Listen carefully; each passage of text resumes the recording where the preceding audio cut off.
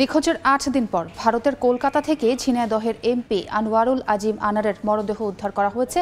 এই মুহূর্তে কলকাতার নিউ টাউনে আছেন রিপোর্টার সুব্রত আচার্য। সরাসরি যাচ্ছি তার কাছে। পুরো বিষয়টি কিন্তু রহস্যে ঘেরা উপন্যাসের মতো। আপনি জানেন যে সংসদীয় বাংলাদেশের ঝিনাইদহ সংসদীয় 4 আসনের সাংসদ তিনি 12 তারিখ দুপুর 2:40 দর্শনা সীমান্ত দিয়ে ভারতে প্রবেশ করেন এবং সে তার ঘনিষ্ঠ বন্ধু 25 বছরের পরিচিত বন্ধু গোপাল বিশ্বাসের বাড়িতে 17/3 মণ্ডলপাড়া লেনের বাড়িতে ওঠেন এবং তারপর দিন দুপুরবেলা তিনি রহস্যজনকভাবে নিখোঁজ হয়ে যান এবং তারপর থেকে তার কোনো সন্ধান পাওয়া যাচ্ছিল না।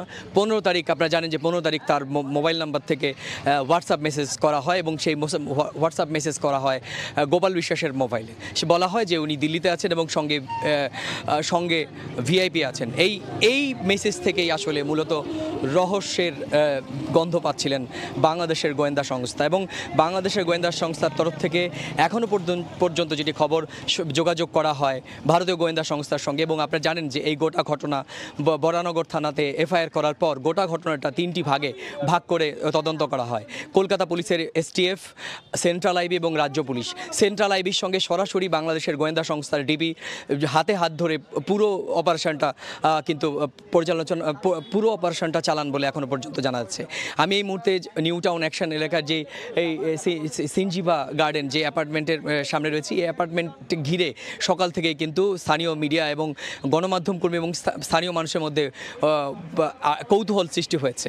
বলা হচ্ছে যে এই অ্যাপার্টমেন্টের ভেতরেই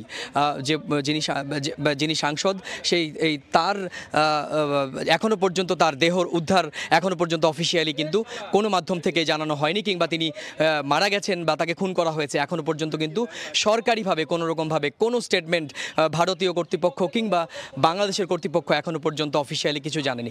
কিন্তু বিভিন্ন সূত্র থেকে স্থানীয় গণমাধ্যম এবং এখানে উৎসুক ভারতীয় গণমাধ্যমের যে ভিড় এবং তাদেরও কৌতূহল যে আসলে কি হচ্ছে, যতক্ষণ পর্যন্ত অফিসিয়ালি এই বিষয়টি গণমাধ্যমের সামনে না আনবে ততক্ষণ পর্যন্ত কি এই রহস্যের প্রকৃত কিনারা কতটা গোয়েন্দা সংস্থারা করতে পারছেন সেইটি এখনও পর্যন্ত সামনে আনা যাচ্ছে না। কিন্তু জানিয়ে রাখি এর মধ্যে যে যতটুকুন পর্যন্ত বিভিন্ন সূত্র থেকে আমাদের কাছে এসে যে তথ্য এসেছে সেটি ঢাকার গোয়েন্দা সংস্থা এবং কেন্দ্রীয় গোয়েন্দা সংস্থা যৌথভাবে অপারেশন চালায় এবং মূলত প্রথম গ্রেপ্তার করা হয় বাংলাদেশের কয়েকজনকে এবং তাদেরই জিজ্ঞাসাবাদের পর কিন্তু সেন্ট্রাল আইবি সুনির্দিষ্টভাবে এই আবাসনে আসেন এবং এই আবাসনে রক্তমাখা কিছু জিনিসপত্র উদ্ধার করা হয় এবং সেখানেই কিন্তু ঘনীভূত হয় রহস্য যে তাহলে কি হলো।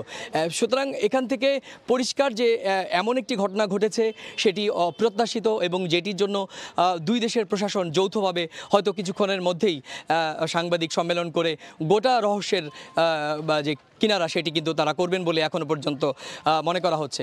পরিষ্কার করে আমাদের দর্শকদের জানিয়ে রাখি এখনও পর্যন্ত যে তথ্য সামনে আসছে তা বিভিন্ন বেসরকারি সূত্রে বেসরকারিভাবে আসছে।